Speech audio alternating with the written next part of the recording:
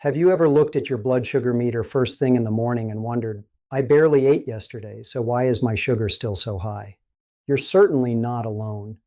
Every week I meet people in their 60s and 70s who feel like they're doing everything right. They've cut back on desserts, they're avoiding sugary drinks, some have even stopped eating bread altogether. Yet their numbers refuse to cooperate. Here's what surprises many people. For many adults, the problem isn't simply eating too much sugar. It's that the body has gradually become less responsive to the hormone that's supposed to move sugar where it belongs. And here's the encouraging news. Certain everyday foods may help support your body's natural response to insulin, reduce large glucose spikes after meals, and improve overall metabolic health. Today I'll walk you through 10 foods that I frequently discuss with patients who are trying to better manage their blood sugar. Some of these are probably already in your kitchen, others may surprise you. One of them costs less than a cup of coffee, but has been studied for its potential effects on blood sugar regulation. And near the end of this video, I'll share the simple daily routine that many people find easier to stick with than strict dieting. It isn't about starving yourself. It isn't about giving up every carbohydrate. It's about helping your body work more efficiently. If you're new here, welcome. I'm Dr. David Wilson, and on this channel we discuss healthy aging, nutrition, and practical ways to support your heart, kidneys, brain, and metabolism. If that's the type of content you enjoy, consider subscribing so you don't miss future videos. Now, let's begin with one of the most overlooked foods on this entire list. Food number 1, fenugreek seeds. Most people walk right past this little spice in the grocery store without giving it a second glance. That may be a mistake. Fenugreek seeds have been used traditionally for generations, but modern research has also explored their potential role in supporting blood sugar management. So why are researchers interested in them? The answer begins with fiber. Fenugreek contains a unique type of soluble fiber that absorbs water and forms a thick gel inside your digestive system. Imagine traffic entering a busy highway. If every car enters at once, congestion becomes overwhelming. But if traffic is released gradually, everything flows much more smoothly. Your digestive system behaves in a surprisingly similar way. When carbohydrates are digested more slowly, glucose enters the bloodstream at a steadier pace. That often means smaller spikes after meals. Researchers have also investigated compounds within fenugreek that may support normal insulin function. That's important because insulin acts like a key. Its job is to help move glucose out of the bloodstream and into the body's cells where it can be used for energy. When the body becomes less responsive to insulin, a condition known as insulin resistance, that key no longer works as efficiently. Blood sugar remains elevated longer than it should. For some people, adding fiber-rich foods like fenugreek may be one piece of the puzzle. Many people soak about 1 teaspoon of whole seeds overnight in water before eating them. If you've never used it before, start with a small amount since the added fiber can cause digestive discomfort in some individuals. But don't overlook what comes next, because the second food is already sitting in millions of kitchens. Yet most people buy the wrong kind. Let's talk about cinnamon. If you opened your spice cabinet right now, there's a good chance you'd find cinnamon. But here's something many people don't realize. Not all cinnamon is exactly the same. The variety most commonly sold is cassia cinnamon.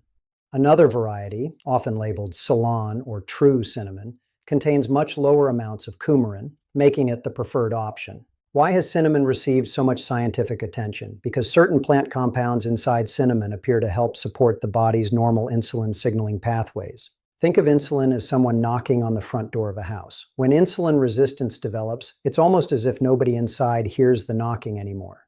Clinical studies suggest that compounds in cinnamon may help improve how efficiently those signals are recognized. Cinnamon may also slow stomach emptying slightly after meals. That means carbohydrates enter your bloodstream more gradually instead of all at once. Many people enjoy adding about 1/4 to 1/2 teaspoon to oatmeal or coffee. It's simple, affordable, easy to build into a daily routine. But if you think cinnamon is impressive, the next food may surprise you even more. In fact, it contains dramatically higher levels of one remarkable plant compound than mature broccoli itself. We're talking about broccoli sprouts. Most people assume broccoli is broccoli, but that's not entirely true. Tiny broccoli sprouts, only a few days old, contain much higher concentrations of sulforaphane. And this is where things become especially interesting. One of the liver's many responsibilities is producing glucose while you sleep. Normally, that's helpful.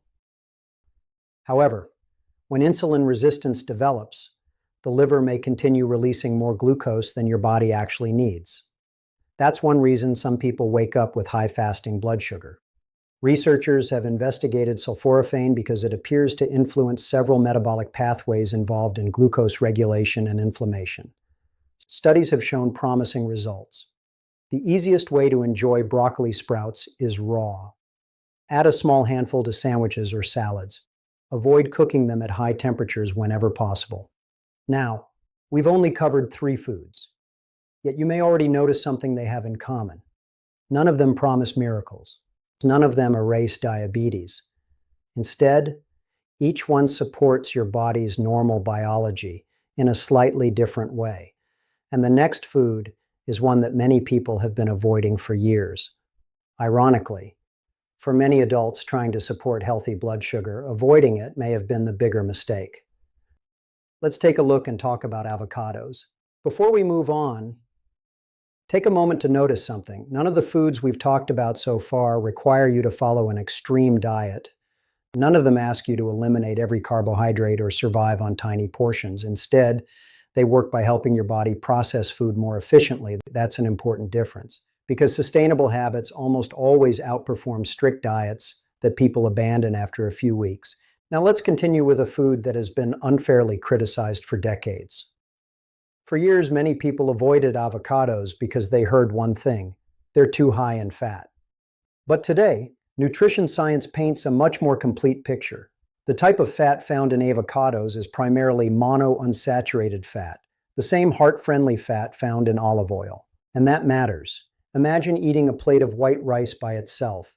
Your digestive system breaks it down quickly, causing glucose to enter the bloodstream rapidly. Now imagine eating that same meal with half of an avocado. The healthy fats and natural fiber help slow digestion, allowing glucose to enter your bloodstream more gradually. Instead of a steep mountain peak on your glucose monitor, you may see a much gentler hill. That steadier response is exactly what many people are aiming for. Another reason avocados are so satisfying is that they help you stay full longer. Think about how often this happens. You eat breakfast, and an hour later, you're hungry again. Those repeated blood sugar swings can become a daily cycle. Meals that include healthy fats, fiber, and protein often help reduce those cravings. A reasonable serving is about half of a medium avocado. Try adding it to scrambled eggs, whole grain toast, salads, or sliced alongside grilled chicken. Simple changes like these often feel much easier than completely changing everything you eat. And speaking of tiny foods that have an unexpectedly big impact, the next one expands almost like a sponge. Don't let their size fool you. These tiny seeds are packed with nutrition. In fact, you've already seen why they're so interesting. If you've ever mixed chia seeds into water and watched them sit, they absorb liquid and form a thick gel-like coating. That same process happens inside your digestive system. As food moves through your stomach, this gel helps slow digestion. Instead of carbohydrates being absorbed all at once, they're released more gradually. Most adults simply don't eat enough fiber. Yet fiber plays an important role in blood sugar management. Chia seeds also provide plant-based omega-3 fats.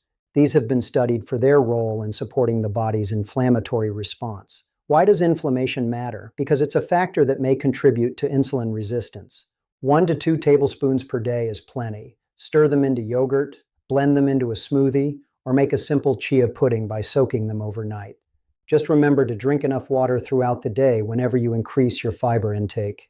Now, the next food doesn't work mainly because of fiber. It works much deeper, right down to the cells themselves. When many people hear the words blood sugar, they immediately think about carbohydrates. But here's something worth remembering. Blood sugar isn't influenced only by what you eat. It's also influenced by what's happening inside your body's cells. One factor researchers study is chronic inflammation. When inflammation remains elevated, it may interfere with how effectively insulin communicates with your cells. Think of it like trying to have a conversation in a noisy room. The message is still being sent, but it's much harder to hear. Fatty fish such as salmon, sardines, mackerel, and herring provide 2 important omega-3 fats known as EPA and DHA. These nutrients have been studied for their role in supporting heart health and helping maintain a healthy inflammatory balance throughout the body. And here's another bonus. People with diabetes are also at a higher risk for cardiovascular disease. Choosing heart-healthy foods is especially valuable. Aim for about 2 servings each week. In fact, canned sardines and salmon are often among the most affordable nutrition bargains in the grocery store. Sometimes the healthiest foods aren't the most expensive, they're simply the ones people overlook. A simple handful each day may offer more benefits than you realize. Let's talk about snacks, because this is where many people accidentally sabotage an otherwise healthy day. Picture this. It's 3 o'clock. You're hungry. One choice is cookies. The other is a handful of walnuts. Those two decisions can lead your blood sugar in very different directions. Walnuts provide healthy fats, plant protein, and fiber, a combination that helps slow digestion and increase fullness. You often get a steadier release. Researchers have also explored how walnuts may support cardiovascular health, including healthy blood vessel function. Consistently elevated blood sugar can gradually affect blood vessels. Think of every healthy choice as a small investment. Hundreds of small decisions, repeated week after week, can add up to meaningful changes over time. A practical serving is about one small handful, roughly 7 to 10 walnut halves. Enjoy them as a snack, sprinkle them over oatmeal, or add them to a salad. And now we're approaching the part that surprises almost everyone, because the next food was blamed for years. Let's talk about eggs. We've covered 7 foods so far. Each one supports blood sugar in a different way. Some help slow digestion, others provide healthy fats, and some may help your body respond to insulin more effectively. Now we're getting to the final 3. Interestingly, one of them has been misunderstood for decades, and another may produce one of the fastest changes people notice after a meal. Let's continue. Food number 8, eggs. For years, eggs had a bad reputation. Many people skipped them because they worried about cholesterol and replaced them with refined cereals or toast. But today, we know breakfast sets the tone for your entire day. A breakfast that's mostly refined carbohydrates can cause blood sugar to rise quickly, followed by a drop in energy. Eggs work differently. They're naturally rich in high-quality protein and healthy fats, while being very low in carbohydrates. That means they have very little direct impact on blood sugar. But there's another reason I discuss eggs. Researchers have observed the second meal effect. A balanced breakfast may improve your body's response to the next meal you eat later in the day. Think of breakfast as the first domino. If it falls in the right direction, the rest of the day often becomes much easier. When people start the morning with protein, they experience fewer cravings, more stable energy, better portion control at lunch, and less temptation to snack throughout the afternoon. For most healthy adults, 2 eggs alongside vegetables or avocado can make a satisfying breakfast. Of course, individual nutrition needs vary, so discuss changes with your provider. Now, the next food has generated more debate online than almost any other item on this list. Some people swear by it, others avoid it completely. Let's look at the research. If you've spent any time reading about natural health, you've probably seen apple cider vinegar mentioned. Unfortunately, it's often advertised as a miracle cure. It isn't, but it is interesting. Apple cider vinegar contains acetic acid, and research suggests that consuming a small diluted amount before certain meals may help reduce the rise in blood sugar that occurs afterward. How? One reason appears to be slower stomach emptying. Food moves through the digestive system more gradually, which can help glucose enter the bloodstream at a steadier pace. It's simply another tool. Many experts recommend mixing 1 tablespoon into a full glass of water 10 to 15 minutes before a carbohydrate meal. Never drink it straight. Its acidity can damage tooth enamel. And if you're taking insulin, discuss this with your provider first, because combining strategies may increase the risk of blood sugar dropping too low.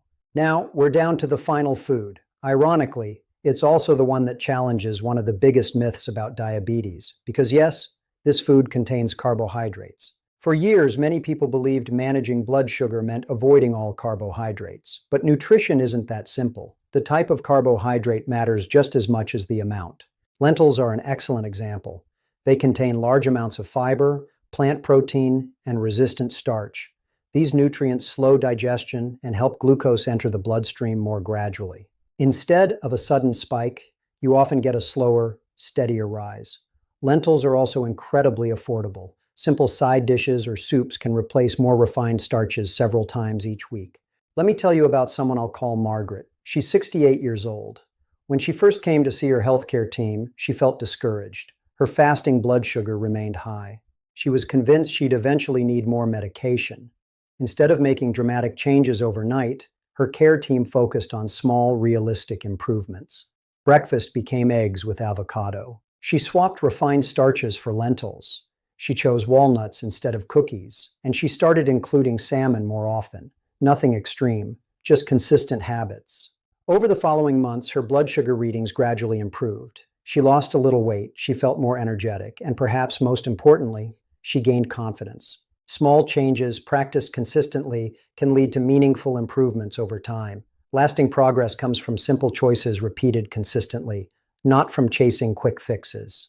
Let's step back and look at the bigger picture. Each of these 10 foods works in its own way. Together, they create an eating pattern that supports healthier metabolism, not perfection, progress. If you're currently taking insulin, adding these foods may improve your glucose levels. That's good news, but it also means your medication needs could change. Never adjust medications on your own. Instead, monitor your readings closely and work with your healthcare provider to decide whether any adjustments are appropriate. Healthy eating and good medical care should work together. If today's information felt overwhelming, don't worry. You don't have to change everything tomorrow. Instead, try this simple plan tomorrow morning. Choose a protein-rich breakfast like eggs with avocado. This week, replace 1 refined starch with lentils. Add 1 serving of fatty fish. Sprinkle Ceylon cinnamon into your oatmeal, and include 1 fiber-rich food from today's list every single day.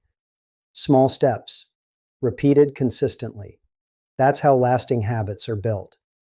Now here's something many people still find confusing: the dawn phenomenon. Why does sugar rise overnight? I've created another video explaining exactly why morning blood sugar can rise overnight. If you've ever wondered, how is this possible? That's the video you'll want to watch next. Thanks so much for spending this time with me today. Take care of yourself, stay curious about your health, and I'll see you in the next video.